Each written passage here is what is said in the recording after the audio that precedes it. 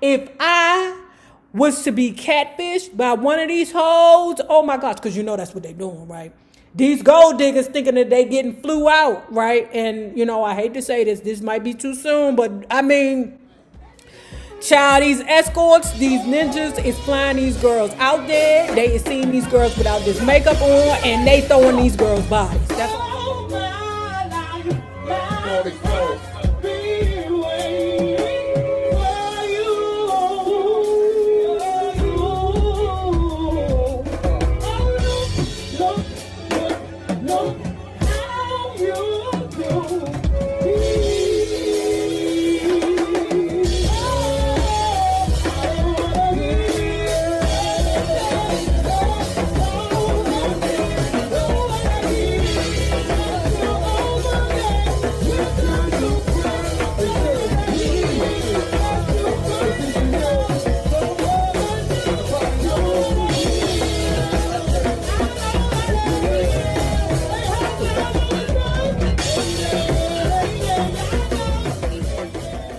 hello there, love bugs. Hello there, Bellas. If you have not already done so, please remember to like, share to Facebook, subscribe, and visit uptopbeauty.com.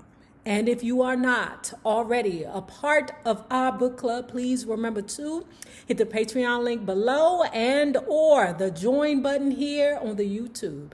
And for a small monthly fee of $5, you babies, yes, you can be privy to all the shenanigans before the YouTube gets it, if the YouTube gets it. Now, let's continue talking about Richard Pryor's prior convictions and other life sentences. The official autobiography. The base commander agreed. He was on the verge of retirement, and the last thing he wanted to deal with was a silly enlisted man fucking up regulations. I was lucky. Lucky I didn't kill the white guy, and luckier still that they didn't kill me.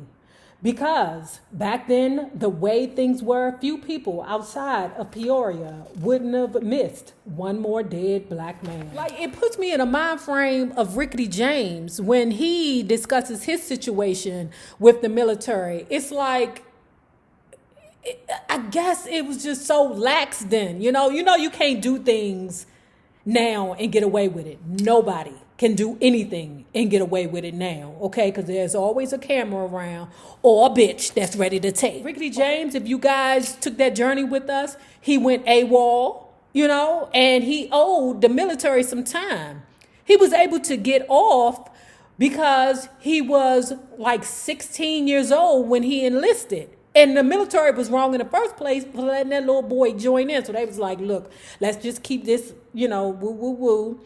And, you go on about your business and we'll forget all about the time you owe us, okay? And here with Richard Pryor, it was a simple case of a commanding officer saying, I don't feel like dealing with all that paperwork before I'm about to retire. So, ninja, get the F on, all right? You can't do things like that now, because it's like, the universe is so pressed to cancel you or get rid of you. Or it's always like a hating motherfucker in the corner, waiting to snitch. I returned to Peoria speaking enough broken German to impress the local girls. But I was disappointed that I hadn't connected with the service. I had hoped to start a new career, something with more future and security than working at the packing plant or Caterpillar. You know that if there ain't no future in anything, the future is in the military. Forgive me, guys, I'm about to tell y'all. I know you like, Nay, you keep going over to the left. I am so sorry. The military, man, you go in that mug, give them the minimum of it. Oh, they'll take care of you forever. And I like I said, I love you military people, but I'm sick of y'all motherfuckers. Some of you mother hunchies then mastered a way to be 100% crazy, and you mother hunchy is living lavishly. You hear me? I mean, lavish. And I ain't talking about the ones who, then got, their arms, taken off or something like that. You know exactly what I'm talking about. We all got an uncle somewhere. Okay, not my uncle, because all my uncles is dead. We all got an uncle somewhere who is getting over like a mother on the system. Okay? And they talk about the women you know, getting over on the system with the welfare, and you can't even get over on the welfare like some of these military people is getting over on the Uncle Sam. Okay, I ain't talking about all of you. Okay, because some of y'all are really, really effed up for real. Okay, but some of you other ones, you smoking crack. Okay, and you getting high. All right, along with, you know, claiming that you're crazy. Oh, I'm 100%. You 100% crazy because you around there smoking the crack. Instead, I settled into the most popular career path among young, uneducated black men: unemployment.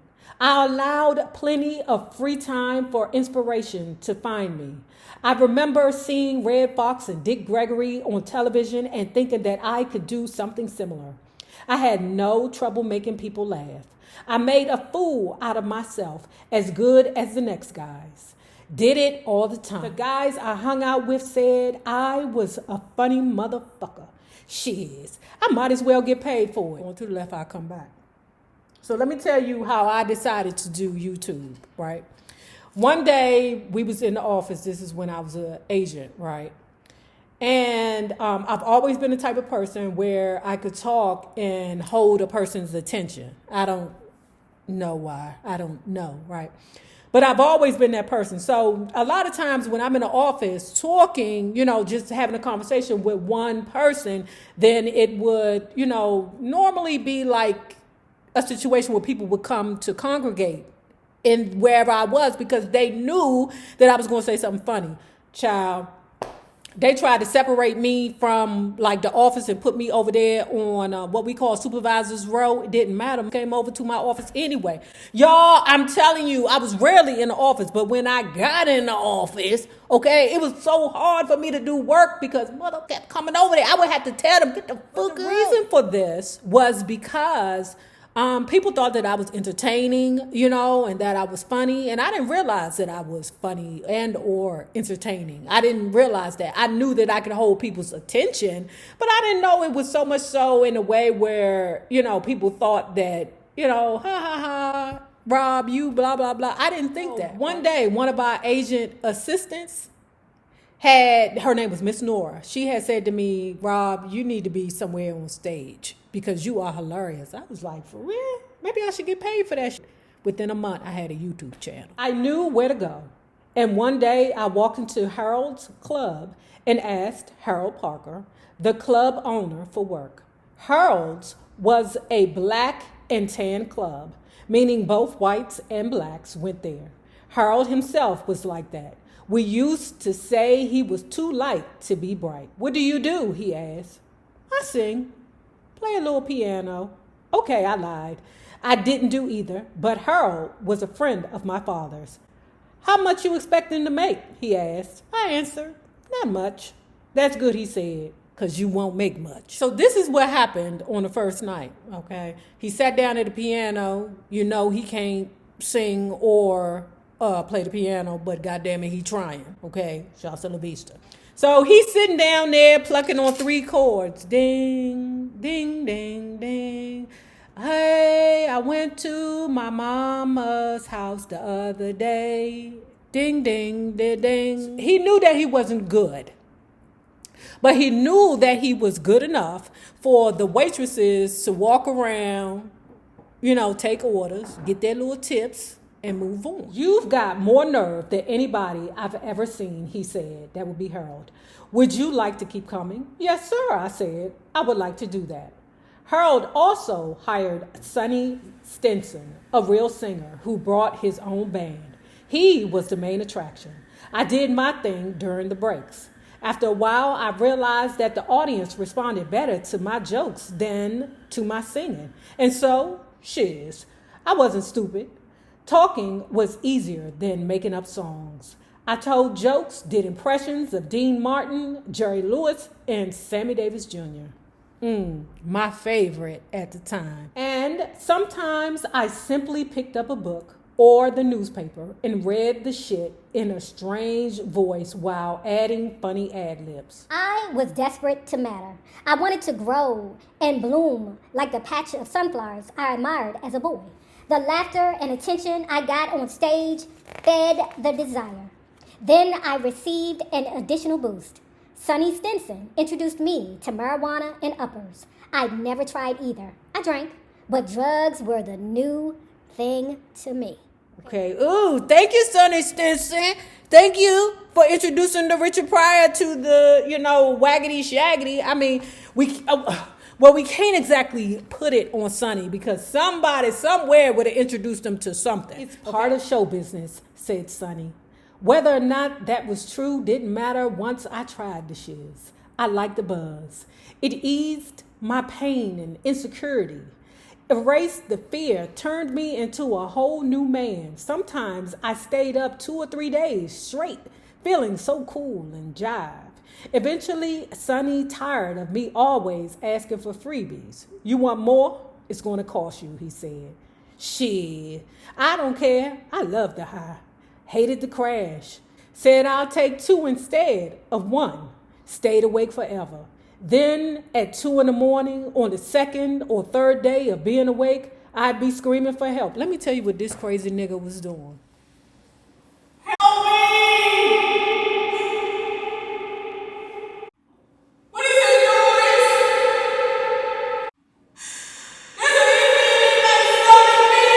I was as easily hooked in women too. My next love, Patricia, was a nice, tender little thing who reminded me of the Patricia Neal character in the movie Had. Same name, same situation. She probably shouldn't have gotten involved with a confused young comedian who didn't have a plan. But hey, I made about $50 a week and I thought that was good, for us. Maybe it was. But in 1960, I didn't know certain stuff. Patricia got pregnant. I felt responsible, which might have been the first and last time I did. But my dad told me flat out I didn't have to marry her. You don't have to marry this woman, son, he said. Yes, I did, just to spite him. The honesty in his words. But in 1960, I didn't know certain stuff. Patricia got pregnant. I felt responsible, which might have been the first and last time. So he knows that he is chicken shit, okay? And I explained to some of you guys before that when I use the term chicken shit, it's not a word or an adjective that I gave him. Okay, that's what he has called himself, or that people have called him. He absorbed it as, something to identify himself as. And he proves that he is the term chicken shit throughout the book. On one hand, my heart goes out to him because I understand the immaturity of young men. Child, they always 10 years behind us. That. Steve Harvey, I don't know you. I don't have no problems with you and your wife or your wife, Lady Heroin. I don't have no problems with y'all. But F that Think Like a Man book, okay? This book right here will truly show you the inside workings of a selfish man, because that's all it is. It's just selfishness. Chicken shit means selfish, okay? And self-serving. You don't have to do this, son, my father said. Yes, I did, just to spite him. I did. Geez, I was a sick puppy.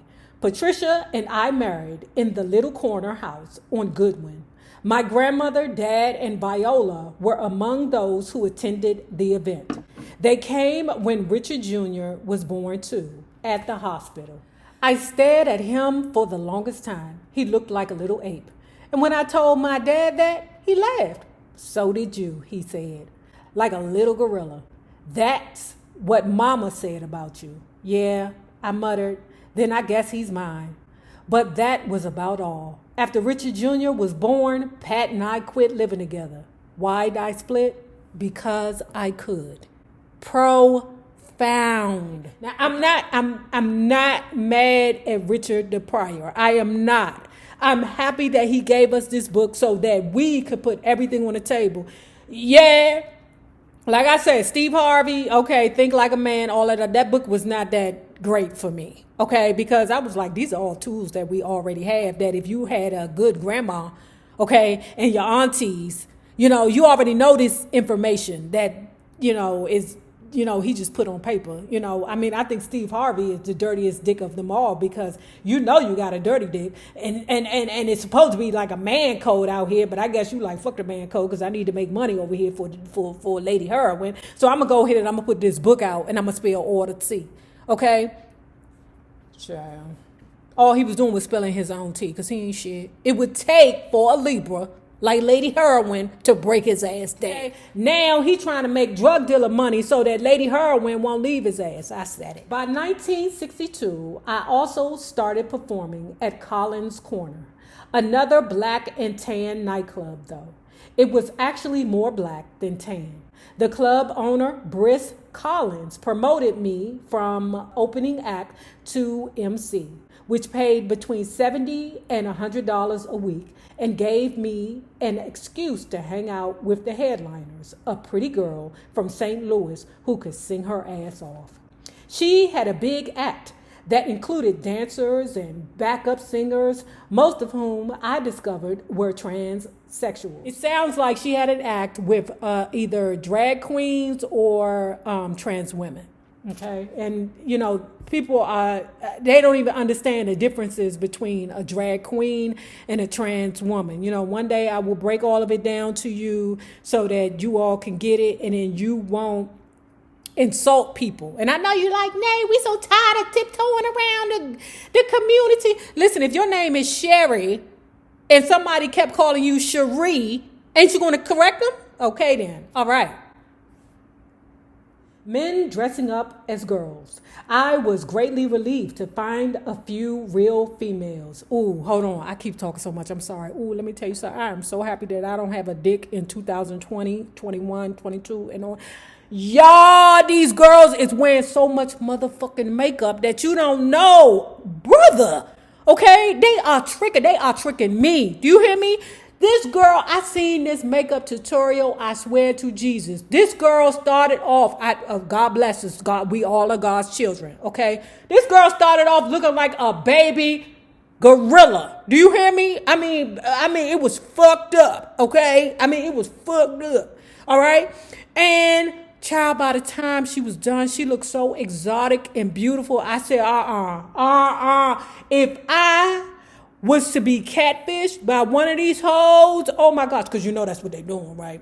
These gold diggers thinking that they getting flew out, right? And, you know, I hate to say this might be too soon, but I mean, child, these escorts, these ninjas is flying these girls out there. They is seeing these girls without this makeup on, and they throwing these girls' bodies. One sang, one danced, and one had a sister who looked more like a brother. I always thought she was a man. Then one night she gave me some vagina. I swear I thought she was going to pull out a ding-dong or something. He didn't even know whether or not this was a male or female, okay? He didn't even know. He didn't find out till he got to the bedroom when she opened her legs and it was a, hole there instead of a pole there, okay? But he still tried. Again, showing us how disgusting men are. I love your men, okay? And not all men are like this, but this brand of man, okay? Ooh, and he is Sagittarius. I don't fuck with them niggas. But she didn't pull her ding-dong out. She liked me. I listened to them tell stories of playing the different black-owned clubs in the Midwest that formed the Black Belt Circuit and dreamed of hitting the road just as they did. It was my way out. Maybe one day I'll MC a rock and roll show, I said to Briss Collins. That day came sooner than I imagined. I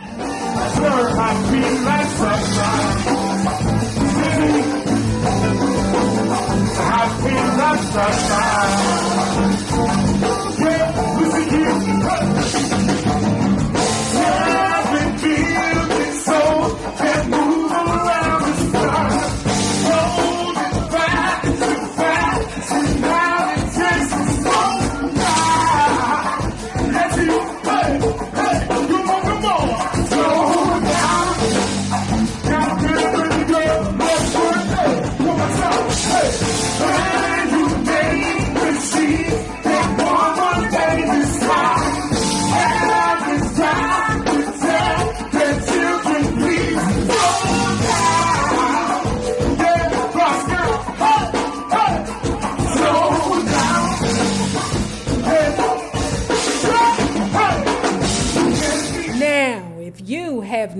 already done so, please remember to like, share to Facebook, subscribe, and visit uptopbeauty.com. The same people that you meet on the way up will always be the same people that you meet on the way down. My naysayers, my patron loves. You babies, have a good one.